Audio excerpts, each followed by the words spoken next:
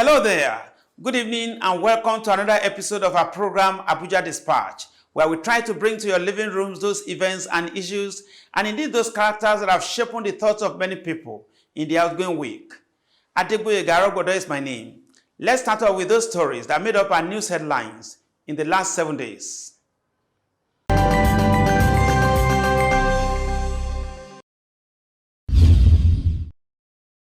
President Muhammadu Buhari has changed the new board of the Nigeria Sovereign Investment Authority, NSIA, to make more investments that support economic diversification as global oil prices are projected to drop to around $40 per barrel by 2030. While inaugurating the third board of the NSIA, the president reaffirmed his administration's commitment to implementing long-term projects and programs that create jobs for Nigerians. Buhari noted that the full impact of most of the strategic projects started under his watch will only be felt long after he had left office. The president recounted that NSIA, which is one of Nigeria's premier economic institutions, was conceived to be a store of wealth which may be drawn upon at times of economic challenges, thereby encouraging external investors and lenders.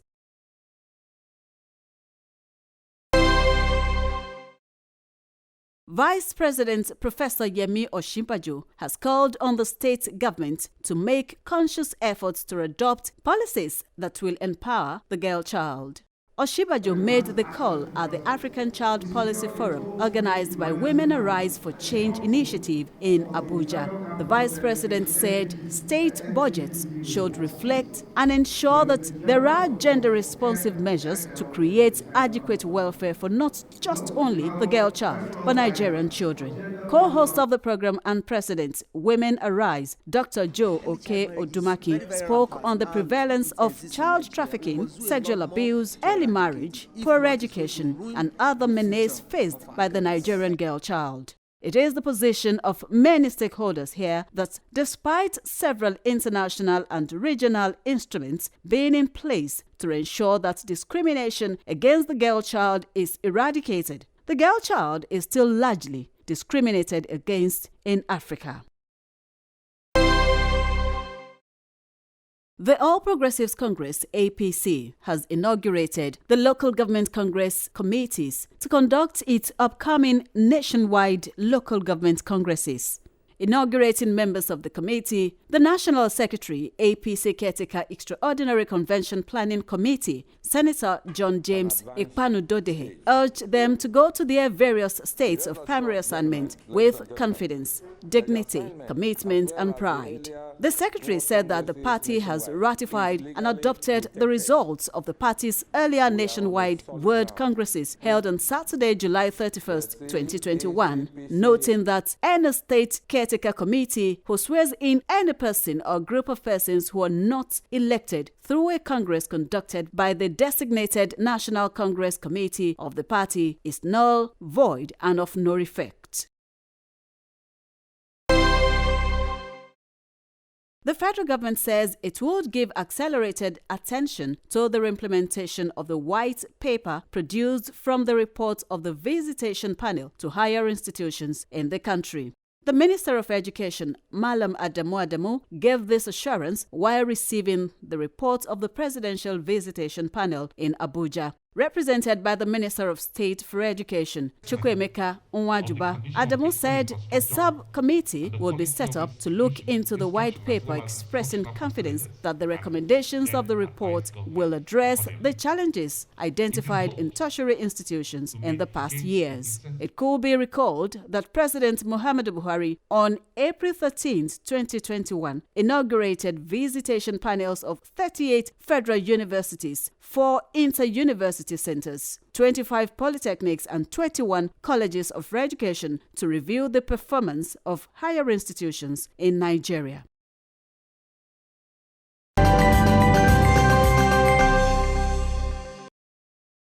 Thanks for staying tuned.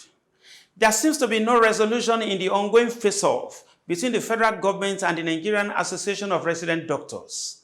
The crisis has further degenerated as the federal government has ordered the implementation of no work, no pay policy from the very day the strike started. This is the thrust of our discourse tonight on Dateline. Stay with us.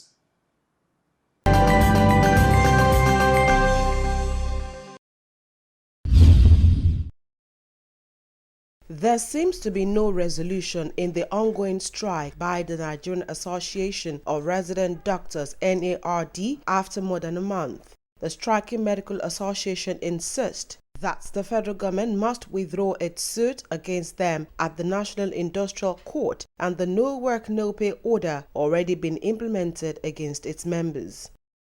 I referred the matter through an instrument as per Section 17 of the Trade Dispute Act to the National Industrial Court. I also invoked Section 43 of the same Trade Dispute Act, laws of the Federation, not law of Ngige or law of Buhari, laws of the Federation, 2004, on withdrawal of wages during period of strike, which in common parlance here, they call the principle of no work, no pay. Members of NARD constitute the largest proportion of physicians in tertiary hospitals. NARD claims that one of its reasons for the strike was the failure of government to meet its demands after they entered a memorandum of action in 2014. The association demanded, among others, the withdrawal of the circular by the head of service, removing house officers from the scheme of service. Meanwhile, findings have revealed that most patients are being turned back at the 52 federal health institutions and teaching hospitals across the 36 states of the Federation and the Federal Capital Territory, Abuja. This is leading to medical complications and deaths. Patients who can afford it have resorted to private clinics, while those who cannot have resorted to quacks, traditional medicine homes, and chemists, while the rich, however, fly abroad for further medical treatment despite the COVID-19 challenge. As we speak, what I get and other health workers is 5,000 as hazard allowance, considering the enormous hazard we are exposed to.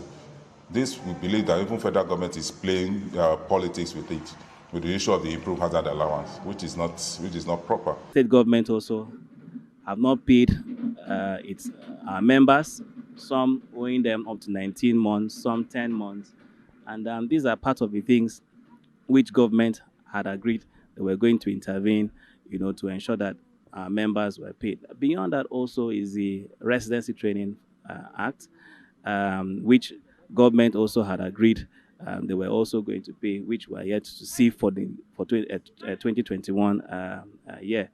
The fear by the resident doctors is that once they call off the strike, the federal government may renege, as had been the situation in the past. Meanwhile, the recent court ruling asking the parties in the case to suspend hostilities came as a vague answer to government's application, which specifically sought an order of interlocutory injunction compelling the resident doctors across the country to suspend their industrial action, which they started on August 2nd.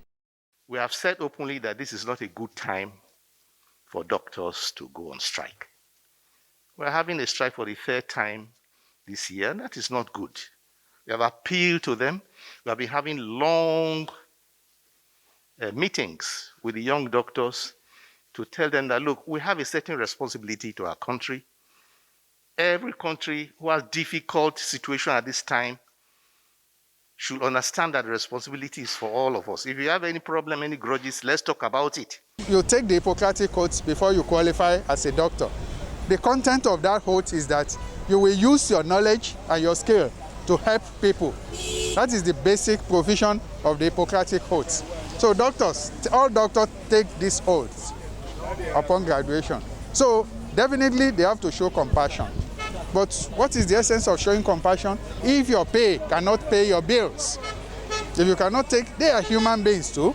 They have children in the university, they have wives, they have siblings, they have dependents to take care of. It's the masses that suffer the most, obviously, because the governments have other ways of taking care of themselves. They have private doctors, they travel abroad and get all those other means of this thing. Then the doctors too, so them to have their own ways of surviving.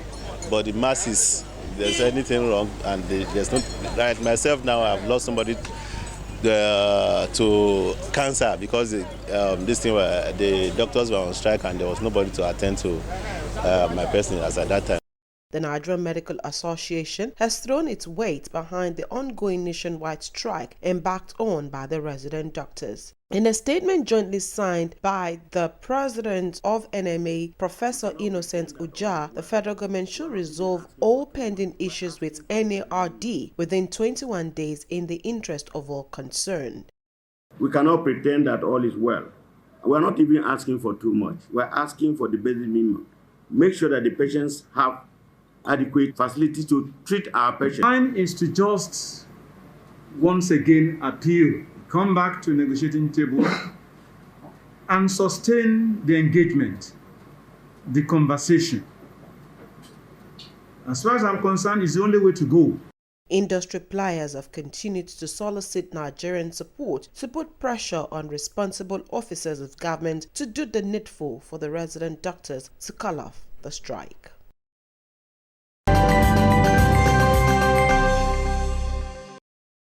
Thanks for staying with us. A sure way to measure the key performance indicator of the federal government is in its efforts to renew the stock of the country's aging and inefficient infrastructure for the benefits of Nigerians. At this time of global recession and limited resources, any reasonable government must evolve fresh strategies for its infrastructural financing mechanism.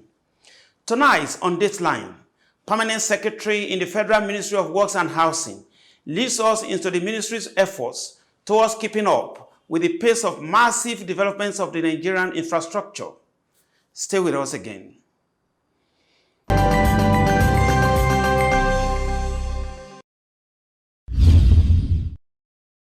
Welcome to the previous segment of our program, Abuja Dispatch. And tonight we take on the Permanent Secretary in the Ministry of Works and Housing, Babangida Hosseini. Thank you for your time, sir. Thank you for having me. It is not open to questioning that your ministry is regarded as being pivotal to the successes recorded by the present administration. Now, before the last 6 years or within the last 6 years and now, what has been the changes you noticed in the political will of governance? The narrative changed in so many perspectives regarding the incoming administration vis-a-vis what was the story before now.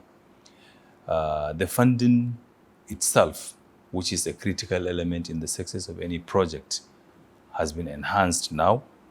Also, the focus and the determination of the administration to address the infrastructure gap, the political will, the relative freedom granted the Honorable Minister through the ministry to run the affairs of the ministry unfettered and unhindered is also a big plus.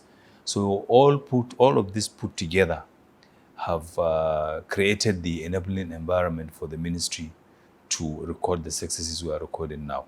Infrastructural financing is one issue that is very key to any government, and one would not want to know, how has the government been really funding these massive infrastructural renewal drives across the country? Of course, we know there is this huge budgetary allocations, but still funding is an issue that the government is really keen about.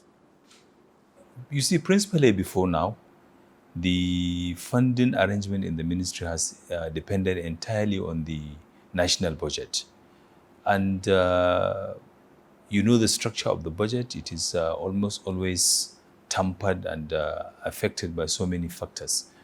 So this administration from 2016 coming down the lane now has created a lot of funding windows, which are ingenious strategies designed to address the funding gaps. We have the presidential intervention funds. The projects are financed. That funding window finances the second Niger Bridge, the Lagos-Ibadan Expressway, and the Abuja-Kano Expressway. These are all projects and funded under the PIDF. We also have the Sukuk window. It's an Islamic product which is designed to provide a single-digit loan for the federal government to address these funding issues. We have a range of projects spread across the 6 zones of the country. In 2017, 100 billion was invested, raised from Sukuk and invested in the road sector. In 2018, 162 billion naira was expended, 100 billion naira. And then in 2019-2020, 162 billion naira was shared, prorated across the 6 geopolitical zones equally to fund these projects. Aside this, we also have the regular budgeting funding window, which has been enhanced. It is important to mention that before now, looking back to 2014-2013, the total appropriated and released funds to this ministry ranges between 16 to 18 billion naira, which, looking at the infrastructural deficit and the explosion of the population, and also the need to expand the frontier of our infrastructural base, is really a drop in the ocean. So really, this administration has done so much in terms of creating new funding windows, which have supported the ministry to deliver on most of these projects. There are still some notable federal roads that are, yet to be touched. But we noticed recently that there are ongoing works by the ministry in the federal tertiary institutions. One wonders, why this intervention? Well, it is true. You see, you can't stop people from having their own thinking and their own plans. It is always normal, and it is nothing to be contested. But the truth is, go to our tertiary institutions before now. Look at the conditions of the road. Look at the dilapidated conditions of the access road into those institutions. And then now, fast forward to the present time.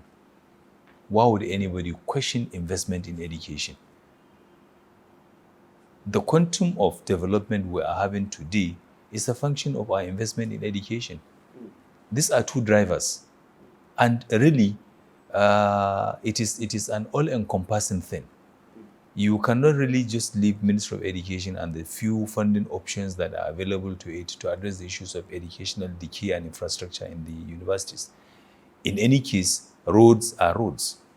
The competence, the skill set, the requirement to do roads is domiciled here in Ministry of Works. So this is it. And then the Honorable Minister Babatunde Raji Fashola is passionate about having, an all-encompassing developmental agenda, which is dovetailed within the administration's developmental strategy. So for me, I think it is really something that we should be proud, investing in the tertiary education and the institutions that are having these serious problems. And the consequence of this is that it has a cascading effect on the learning environment. You can see the performance of the students, and perhaps I'll leave that for the educationists to assess. And also the security element in it. The aesthetics values of the institution alone, if you go there, you have this sense of belonging to say, oh, this is what it should be. And this is how it was in the past. So really, we are just reinventing the wheel of progress to bring it at par with what it should be. The question on the lips of most Nigerians is how the government, your ministry, determine what federal roads to be fixed. What is the priority? What are the considerations by the ministry to know, okay, this is the area we want to fix now? Okay, really, the way it operates is like this. Already this administration inherited huge backlog of federal roads that have not been completed. And really, those ones take priority over every other one. The famous ones we can remember easily is the Lagos-Ibadan Expressway. You can also look at the Second Niger Bridge, which has been a statement and a work in progress since the 60s and the 70s. This administration took it and is completing. As I speak with you today, the Honorable Minister was on inspection a couple of weeks back, and the performance and the progress is in the range of 80%. So we are hoping that by the end of this administration, that bridge will be delivered. So those ones take priority, the ongoing road projects that are considered a priority. The second one, of course, that normally the ministry, the key strategic road, the economic roads that open up economic corridors, that open up access to market, access to farms, access to industries, access to sources of raw materials. These are all economic roads that really takes also priority. And then, of course, you have those that are interlinking roads to open up the country. And this is what we are doing. So all of this put together are generated from responses we get from the people on the street, from the National Assembly, from the community leaders, from even the common man. They have all our numbers and they reach out to the ministry to say, oh, look, Honorable Minister, this is a critical road. Our bridge has failed. We are cut off, and efforts are being made to address such challenges. So basically, these are the strategy, the determining factors. But principally, like I said, is the completion of the ongoing ones. The Sokoto Tombol Road, which is about 200-kilometer road, was inherited and is being completed. We are just finishing the road furniture. Hopefully, the road should be completed in a short time and to be commissioned. So these are all areas that this administration, the Kano Maiduguri Road section 1 to 5, was awarded in 2003. This administration is completing it. In fact, except for the security issues around the section 5 segment of the road, we would have completed that. But I can tell you section 2, section 3 are already done and completed. So these are all the determining factors, and a credit to this administration for this nationalistic position that it has taken to complete ongoing projects. The effects of flooding has been massive in some parts of the country. Now, what are the mitigating efforts being put in place by the ministry, to curb the effects of the rains, particularly in those construction areas across the country? It's quite unfortunate, and it's a thing of concern.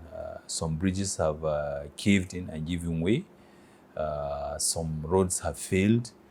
But then these are natural phenomena in any human endeavor, and we just can't run away from them. The only thing is to put in mitigating measures and to be on top of our game. And over the weekend, I was in sites in Bauchi State where a bridge failed, Bauchi-Darazo Road. On the instruction of the minister, I was out on inspection to see some failed roads. So we have 36 controllers in every state of the Federation, and we receive timely report from them online regarding the condition of our roads and what we need to do. And I think we are on top of the job, and inshallah it shouldn't be a problem. The federal government has embarked on a housing program recently, and across the states of the Federation, we have the impacts. What is the situation like now? Are you sure that an average civil servant, federal civil servants, can access the Federal Mortgage Bank and get his own home? Sure. I can. How easy could that be? Very good. You see, we have a range of housing projects that not even the Federal Mortgage Bank, even the ministry, we have the National Housing Project, which hopefully by the end of the next month, the minister should be launching the web portal, and all the state houses should be offloaded for people to just choose and buy online transparently. So apart from that, the Federal Mortgage Bank, which is the primary institution for packaging and driving mortgages for civil servants, is actively working in every state of the Federation. We have the normal PPP funding arrangement with private developers who deliver these houses at very good and affordable rates. We also have the ministerial pilot projects. Already we have almost a couple of houses that should be completed and should be ready for commissioning very soon. So it is the responsibility of any civil servant who is interested in desirous of taking mortgage to approach his PMI to purchase the mortgage for him to buy into all of these projects. And it will interest you to know that the houses are almost done. Most of them, I was on inspection a couple of weeks back in some of our locations, and the infrastructure is done. The houses are being finished. So really it's about the information getting out there, and this is what we are doing. By the time the website goes live and the houses are offloaded, you will surely see a lot of interesting development in the housing sector. Our guest tonight has been the Permanent Secretary in the Ministry of Works and Housing, Mr. Babangida Hussaini. Thank you for your time, sir. Thank you for having me. I appreciate you.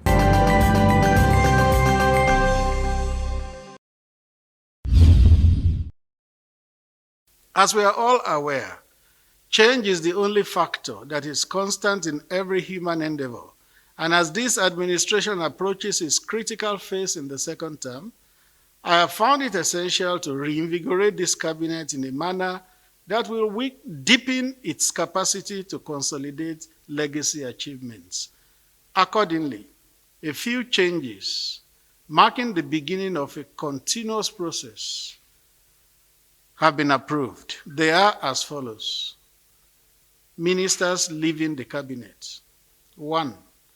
Mohammed Sabo Nanono, Minister of Agriculture and Rural Development. And 2. Engineer Salim Aman, Minister of Power. Redeployment. 1. Dr. Muhammad Mahmoud Abubakar, Minister of Environment, to assume office as the Minister of Agriculture and Rural Development. 2. Engineer Abubakar D. Aliyu, Minister of State, Works and Housing, assumes office as the Minister of Power. In due course, substantive nominations will be made to fill the consequential vacancies in accordance with the requirements of the Constitution. I have personally met with the departing members to thank them for their contributions to discussions in Cabinet and the invaluable services rendered to the nation. That is how far time can permit us tonight on Abuja Dispatch. For further information, comments, and suggestions, you can reach us out on any of our various social media platforms.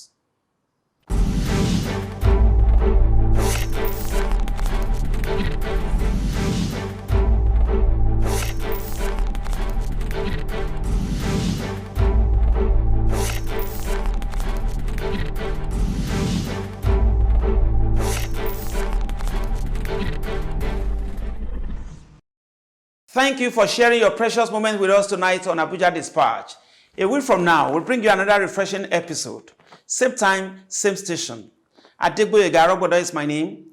Have a good night.